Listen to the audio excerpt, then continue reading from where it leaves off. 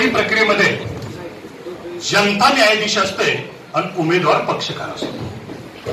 आज जनतेच्या न्यायालयामध्ये उमेदवार पक्षकार म्हणून आपल्या समोर आहेत. आपणाला जे जे प्रश्न आपल्याला जे वाटतात आहे अंतकरणात ते प्रश्न तुम्ही त्याला विचारायचे आहेत, पण ते उत्तर देतील. जाता है तो पाणी को आग लगा के जाता है.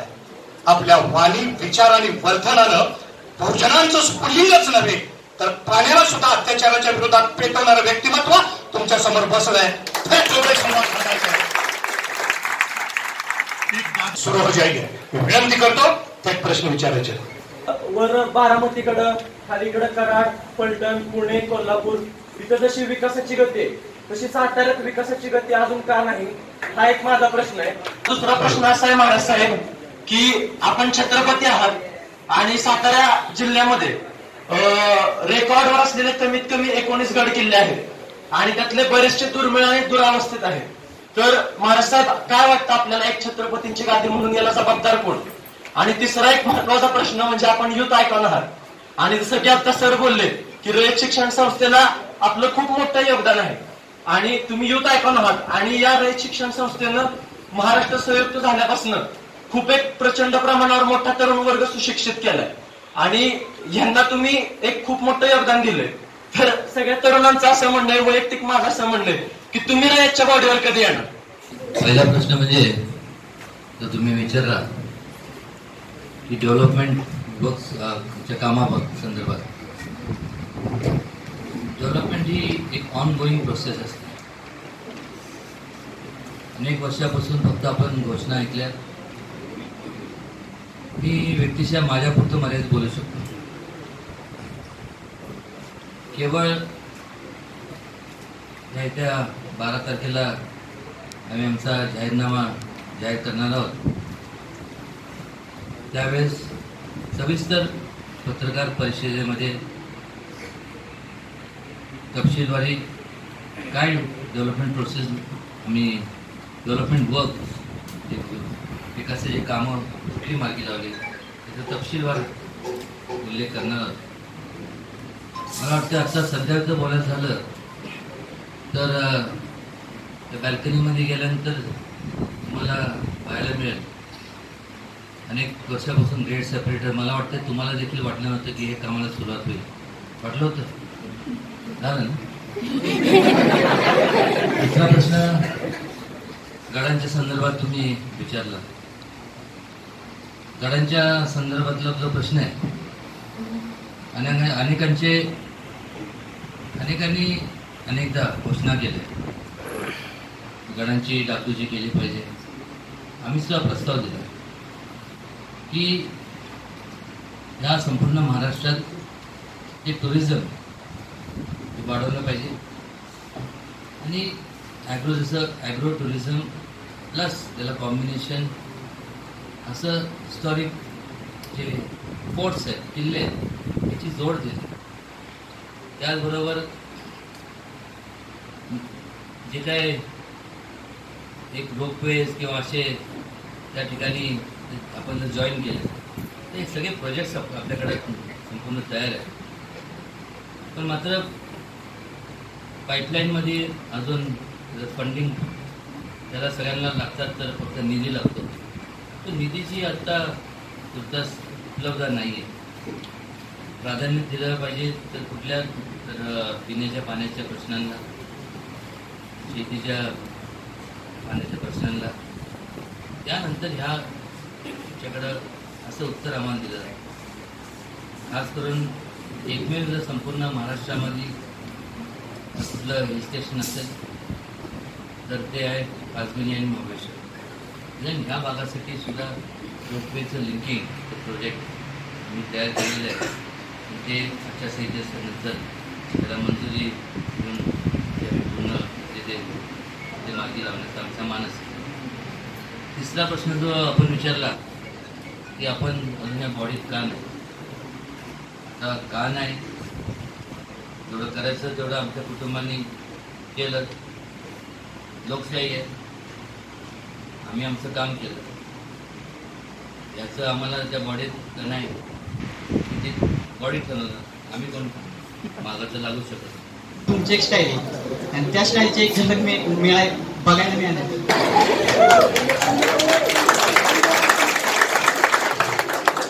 खरं तर या प्रश्नाचं उत्तर त्यांच्या कृतीनं कार्यक्रमाच्या समारोपाला देतील. धन्यवाद. सातारा जिल्ह्यातील कोरेगाव तालुक्यातील अशी 26 गाव आहेत की ते आम्ही माडा मतदारसंघात गेलेलो आहे.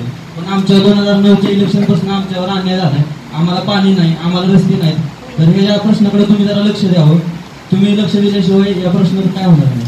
पाण्याच्या प्रश्नाकरता, विजेच्या प्रश्नाकरता, अनेक जिल्हा पुनर्वसनात धरणग्रस्तांच्या जमिनी करता, त्या अनेक सगळ्या प्रश्नांकरता आम्ही आवाज उठवला होता. भूमाता दिंडी, माझ्या जमिनी गेल्या होत्या ठीक आहे, त्याची मला काय फिकर नाही. अनेक धरणात गेल्या, अनेक लोकांच्या गेल्यात, अनेक धरणग्रस्तांच्या गेल्यात, त्यांना जमिनी मिळाल्या नाही. कॅनलची कामं सुरुवात झाली नाही, त्यांच्या गेल्यात, जमिनी गेल्यात.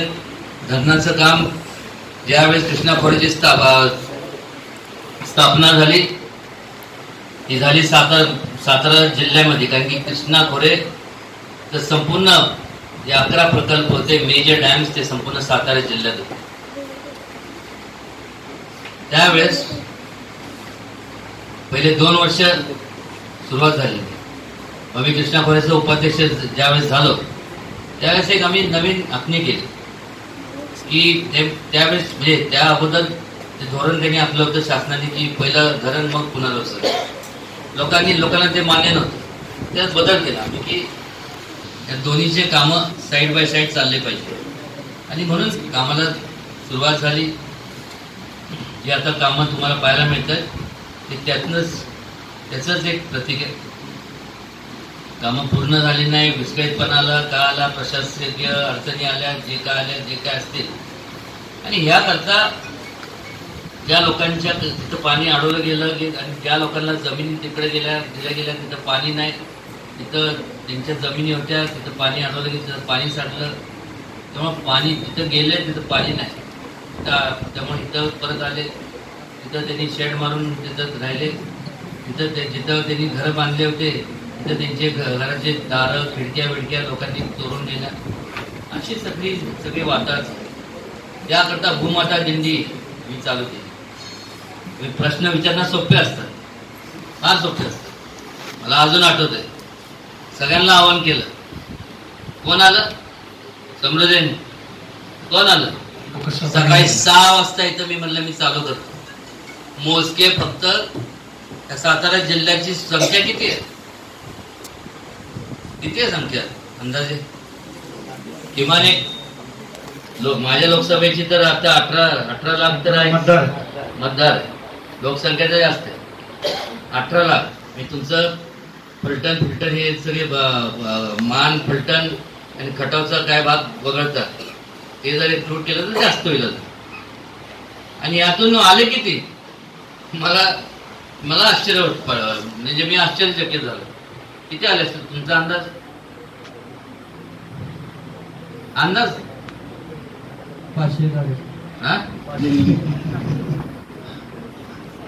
मोजून साधारण 100-150 लोक. मग आम्ही इथून चालत निघालो. मी म्हणलं कोणी आलं नाही आलं, मी चालत निघालो. मग मी कोणीकडं चालत निघालो. मग हळूहळू सगळे आले. मी जमणार आहे का, कोण येणार आहे का, मला काय फरक पडतोय, कोण आलं नाही आलं, मी तर जाणारच. माझा पुढं फक्त कॉज आहे. कॉज तुमचा होता, चालतोय मी. तुम्ही आपलं तांगड्यावर करून ढाराडोर दिवजन चालतात, ठीक आहे, ओके. पोचल्यानंतर जाऊ तिकडे सत्कार करा. ही अशी आहे. जेव्हा तुम्ही जेव्हा प्रश्न विचारता त्याचं तुम्हीच त्याच्यातनं तुम्ही त्या प्रश्नाचं संपूर्ण त्याला सोडवणूक तुम्हीच केली पाहिजे. किती आजपर्यंत तुम्ही पुढाकार घेतलाय, दुसऱ्याची का वाट बघता? धन्यवाद. एक सेकंड. महाभारतामध्ये द्रौपदीच्या वस्त्रहरणाला कौरवांचं दुष्कृत्य जितकं जबाबदार होतं तितकंच पांडवांचं मौन जबाबदार होतं. समाजातली सज्जन शक्ती ज्यावेळेला संघटित होऊन विधायक मार्गाला जात नाही त्याखेरीज कामं होत नाहीत. उदयनराजेंनी भूमाता दिंडीच्या माध्यमातून एक प्रचंड चळवळ आणि संघर्ष उभा केला, पण सुशिक्षित लोक सुद्धा याच्यापासून बाजूला राहिली. त्यामुळं दुसऱ्याला बोट दाखवताना आपण या प्रक्रियेमध्ये आपल्याकडे 4 बोट आहेत, आपण याच्यामध्ये संघटित होऊया आणि ज्या ज्या योजना आहेत, यंत्रणा आहेत त्याच्यामध्ये सहभागी होऊया. धन्यवाद. प्रथम पदासाठी जागा तरी तुम्ही इच्छुक आहात का? आणि सर्जिकल स्ट्राईक आणि एअर स्ट्राईकवर आपली प्रतिक्रिया काय आहे? आणि जर आपण पंतप्रधानपदी विराजमान झाला तर त्यासाठी आपलं विजन काय असेल? उद्देशाप्रती अवलंबून असते. क्लिअर पहिला आहे की महाराज साहेब पंतप्रधान याच्यासाठी त्यांचं विजन ते नाही. विजन आहे जनतेची सेवा करणं. बाकीचं उत्तर ते देतो. मी जर हो म्हणालो तर इथून काय अंतरावरती घर कोणाचे तुम्हाला माहित आहे. इथे फ्लेक्स लागतात, भावी पंतप्रधान.